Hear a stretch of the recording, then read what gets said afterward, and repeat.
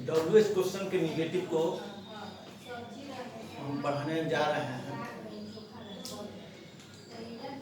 तो WH question words जैसे मैंने बताया था कि वेन वेयर वाई जैसे शब्दों से बने हुए शब्दों के ग्रुप को, समूह को हम डब्ल्यूएच क्वेश्चन वर्ड कहते हैं।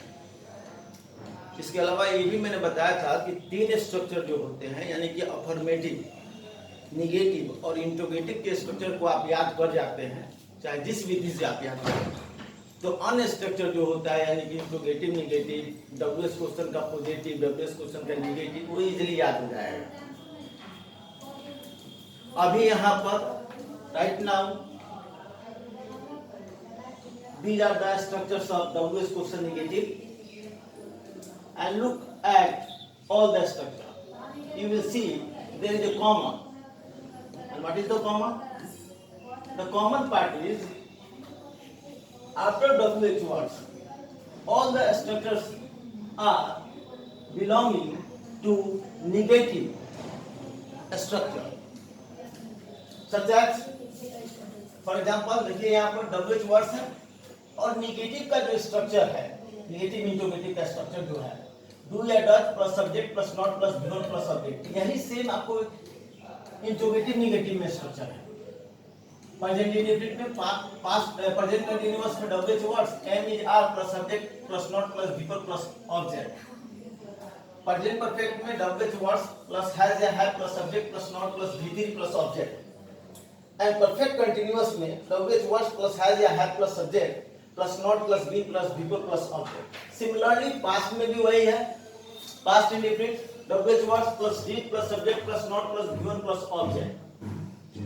Past continuous WH words plus was या were plus subject plus not plus before plus object. Past perfect WH words plus had plus subject plus not plus V3 plus object. Past perfect continuous WH words plus had plus subject plus not plus be plus before plus object. Furthermore, future indefinite WH words plus shall have been plus subject plus not plus given plus object. Continuous WH words plus shall have been plus subject plus not plus be plus be plus subject. Future perfect WH words plus shall have been plus subject plus not plus have plus be plus object. And future perfect continuous WH words plus shall have been plus subject plus not plus have plus be plus object. मैंने कहा और कह रहा हूं भी कि जो भी स्ट्रक्चर है WH वर्ड्स के बाद, तमाम की मैं बात कर रहा हूं, ये सभी इंट्रोगेटिव निगेटिव के स्ट्रक्चर है। अतः इनको याद करने के लिए आपको ज्यादा कठिनाई नहीं होगा। अगर इंट्रोगेटिव निगेटिव का स्ट्रक्चर याद है तो WH क्वेश्चन का निगेटिव सिर्फ WH वर्ड्स के जोड़ने के बाद बन जाता है। इसको याद करने में ज्यादा कठिनाई नहीं होगा। अब जो अब नेक्स्ट टॉपिक है वो है यूजेज। टाइम एंड टेंस में टेंस का हम यूज कैसे करें और किस तरह करें, ये एक मुख्य टॉपिक है जिसे माइन्यूटली समझना होगा, तब हम जाकर इसको थोड़ा बहुत कमांड कर सकते हैं। उसको मैं अभी बताने जा रहा हूं।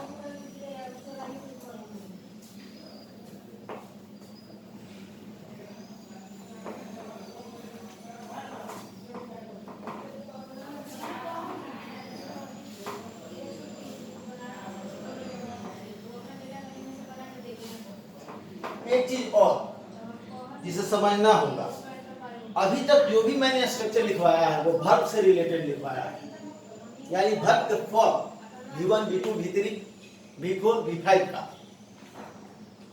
अगर यूजेज में हम चलेंगे प्रेजेंट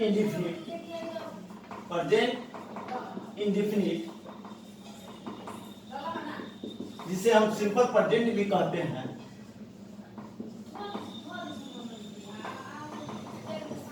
इसका स्ट्रक्चर होता है subject plus V1 oblique V5 plus object. जैसे राम इट्स ए मैंगो, यहां राम सब्जेक्ट के स्थान पर है। क्योंकि Ram third person singular noun है और सब्जेक्ट का है तो इसके साथ V5 का प्रयोग करेंगे, इसलिए V5 है। और यहाँ मैंगो जो है ऑब्जेक्ट के स्थान पर है, तो ये वर्ब से रिलेटेड आपका स्ट्रक्चर हुआ। इसके अलावा भी एक स्ट्रक्चर ये होता है कि subject plus am is are plus noun या एडजेक्टिव। यह भी प्रेजेंट सिंपल में ही आता है, ये मत समझिएगा ये प्रेजेंट सिंपल नहीं है, यह भी प्रेजेंट सिंपल है, ये वर्ब का है, यह भी वर्ब का है, लेकिन इसके बाद आने वाला जो होता है शब्द वो नाउन और एडजेक्टिव के रूप में रहता है। इसको यूजेज में बताएंगे तब आपके पास ये हो सकता है, आपके पास प्रॉब्लम ये आ जाएगा कि सर को लिखवाना है सिर्फ सब्जेक्ट प्लस गिवन और वी प्लस सब्जेक्ट, और इसमें आ रहा है subject plus adjective plus noun या एडजेक्टिव। जैसे वाटर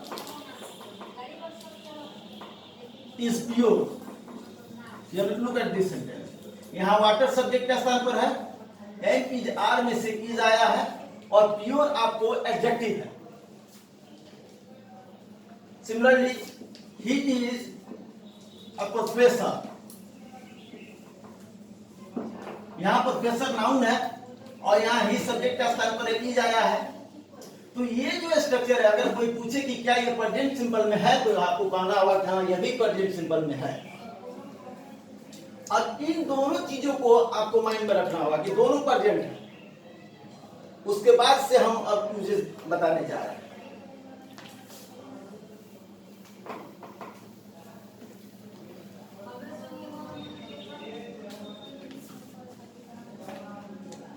यूज ऑफ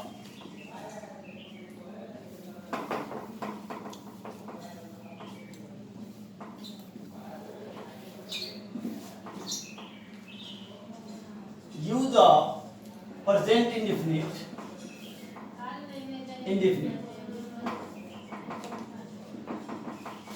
पहला इसका आता है कि to express universal truth,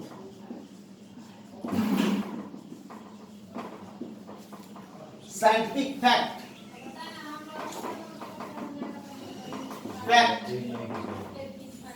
universal truth को बताने के लिए और साइंटिफिक तथ्य को बताने के लिए हम प्रेजेंट सिंपल का प्रयोग करते हैं। पहले आपको समझना होगा कि यूनिवर्सल ट्रूथ किसे कहते हैं।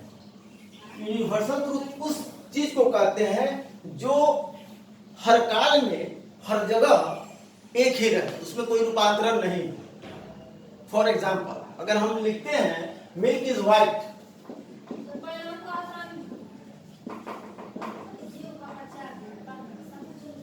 मदर इज काइंड, गौर से देखिएगा, and water boils at 100 degree Celsius, और देखिएगा the sun rises in the east. अब यहां गौर कीजिएगा, चारों एग्जाम्पल पर गौर कीजिएगा। यूनिवर्सल ट्रूथ मैंने कहा कि हर समय में हर वक्त सेम रहेगा, एज इट इज रहेगा, उसमें कोई रूपांतरण नहीं हो सकता हर काल में। मिल्क इज व्हाइट, दूध उजला होता है।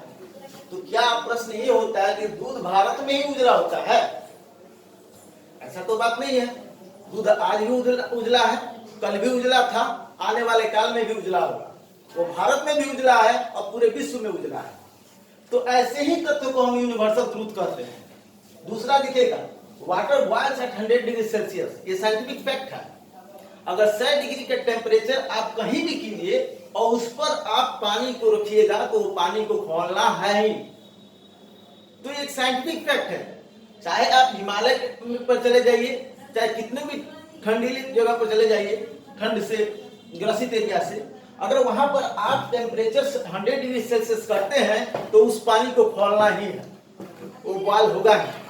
ऐसे ही फैक्ट को हम साइंटिफिक फैक्ट कहते हैं और इस साइंटिफिक फैक्ट को बताने के लिए हम प्रेजेंट इंडेफिनिट का प्रयोग करते हैं। एक बार और बता रहे हैं माय डियर स्टूडेंट, आप जब साइंस के बुक्स को खोलते हैं, चाहे वो फिजिक्स हो या केमिस्ट्री हो या बायो हो, तो गौर फरमाइएगा कि उसके जितने भी तथ्य होते हैं उसको जो राइटर होता है वो प्रेजेंट में ही लिखता है, प्रेजेंट इंडेफिनिट में ही लिखता है।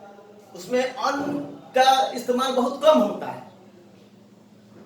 अब आइए मदर इज काइंड, तो क्या यह सेंटेंस यूनिवर्सल ट्रूथ को एक्सप्रेस कर रहा है कि नहीं? कर रहा है। माँ कहीं की भी हो वो दयालु होती है, अपने बच्चे के प्रति उसका प्रेम होता ही है। और the sun rises in the east, सूरज पूरब में उगता है। तो जैसा मैंने पहले भी कह दिया है कि यह आज भी उगता है, कल भी उगा था, आने वाले काल में भी उगेगा। ऐसे ही तथ्य को हम यूनिवर्सल ट्रूथ कहते हैं।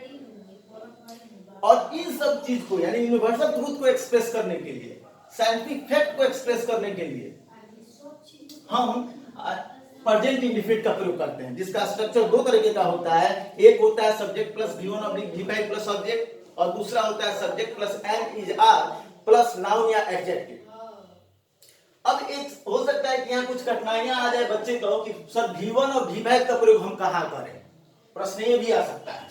तो एक चीज हमेशा याद रखिएगा, जिसको हम लिख दे रहे हैं, आप समझ जाइए इस बात को। एम इज और आर सब्जेक्ट प्लस नाउन या adjective. He, she, it and singular noun such as Ram, book, etc. इसके साथ हम V5 का प्रयोग करते हैं। V5 का निर्माण कैसे होता है? तो V4 में जब S या ES का प्रयोग कर देते हैं तो वो V5 बन जाता है। जैसे हम V4 कर रहे हैं, V1 में S या ES का प्रयोग कर देते हैं तो वो V5 बन जाता है। जैसे हम ले रहे हैं गो है, इसमें ES जोड़ देते हैं तो गोज हो गया।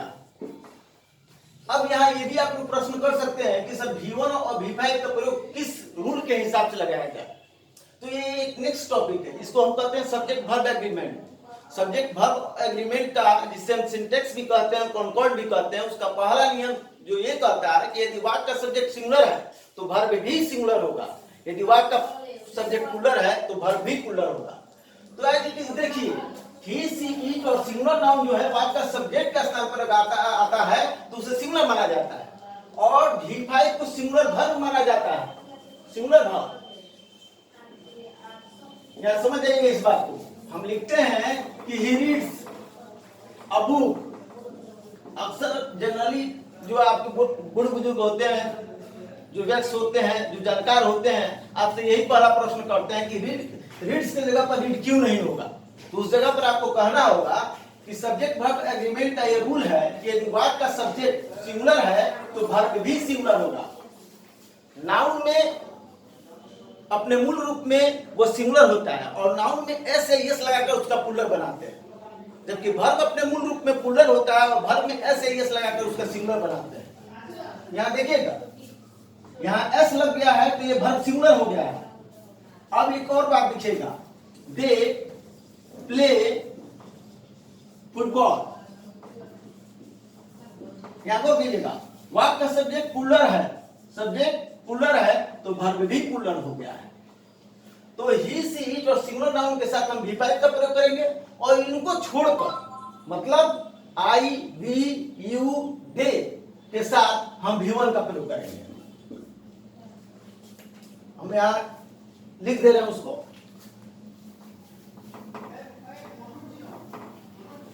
कागज लाओ पूरा बेटा